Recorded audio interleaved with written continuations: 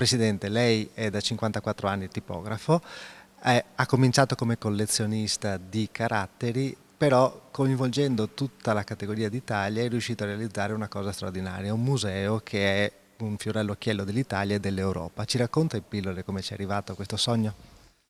Come diceva lei, ho cominciato a lavorare il 1° agosto 1960. Quando entro in tipografia, avevo 14 anni, capisco però immediatamente che quello sarebbe stato per sempre il mio mestiere. Il fatto di vedere caratteri, macchine, carte e poter assemblare assieme queste cose e ricavarne poi i manifesti era per me, che avevo una discreta fantasia, un sogno. Dopo 40 anni questo mestiere, tutta questa storia di professionalità straordinarie che in modo particolare l'Italia aveva avuto con Venezia, con i grandi stampatori veneziani, tutta questa professionalità è destinata a essere sovvertita da nuove tecnologie, l'avvento di sistemi di stampa nuovi, ma anche l'avvento del computer determinano la fine di un'epoca. Tutti i caratteri, le macchine, la storia, i campionari di caratteri e la storia di 500 anni è messa a repentaglio. Lei è partito con le cose che aveva quindi nella sua azienda, però non bastava e ha coinvolto i tipografi italiani. Mi dice come? I tipografi del territorio, venendo a sapere che io mettevo via caratteri per conservarli nel tempo, mi dicono: guarda che ho quelli nella soffitta ho quelli di mio nonno, se vuoi vieni domenica li vieni a prendere. E così comincia questa avventura. Vado di sabato o domenica da questi amici del territorio trevigiano, poi veneto, e poi sempre più si allarga la disponibilità di tipografi di darci materiali perché io li possa conservare nel tempo.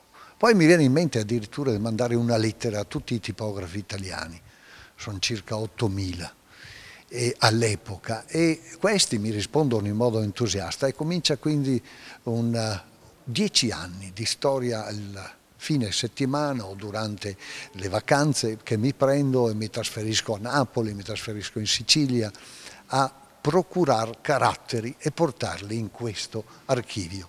Adesso questo museo contiene migliaia e migliaia di polizze. Le polizze sono i nomi delle famiglie dei caratteri che conserviamo, migliaia di polizze di caratteri di legno e di piombo, perché i caratteri hanno queste due caratteristiche: quando diventano di grandi dimensioni sono di legno, altrimenti piccoli sono di piombo. Ascolti, ormai questo però è diventato un punto di riferimento per l'Europa, non solo per l'Italia, perché non ce ne sono di altri tipi, musei come questo.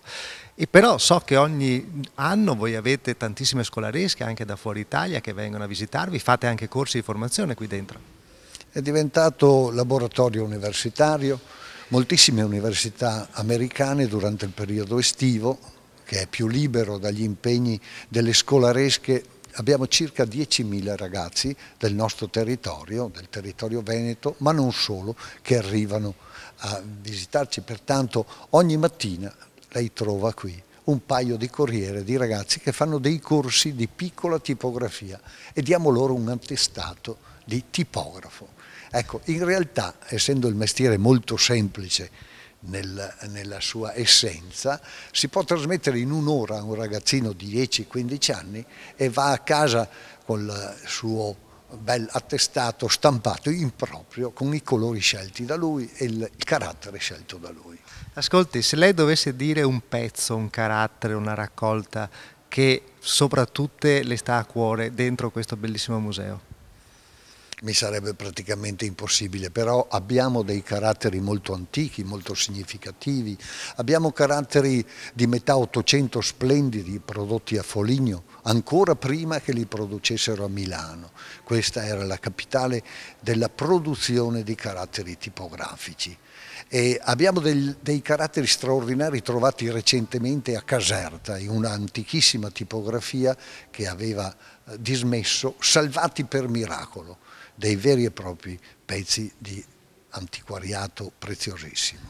Sopra lei adesso nella sala riunioni c'ha 150 artigiani della Confartigianato da tutta Italia che sono venuti a fare questa giornata di visita che comprende altre cose.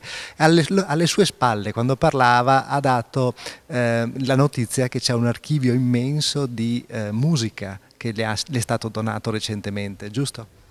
Immagini che in tipografia ci andavano tutte le categorie di artisti, non solo i letterati, non solo il poeta, chi costruiva un libro, ma anche i musicisti per lasciare poi traccia della sua produzione, ma gli architetti e quindi non dico gli incisori, poi che è tutta una storia preziosissima. Quindi in tipografia ci andava un po' tutti.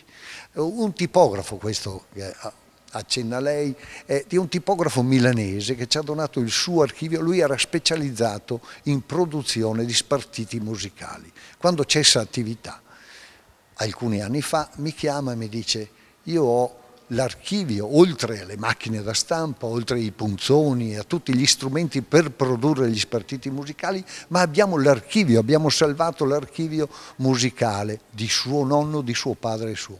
Abbiamo circa 50.000 spartiti musicali di musica popolare italiana, un vero e proprio patrimonio. Ci vorrebbe una fondazione antica per ogni mestiere artigiano, allora.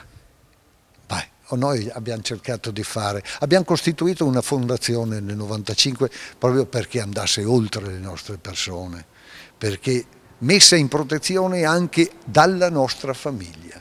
Quindi è un omaggio a un mestiere, è una grande passione, sì.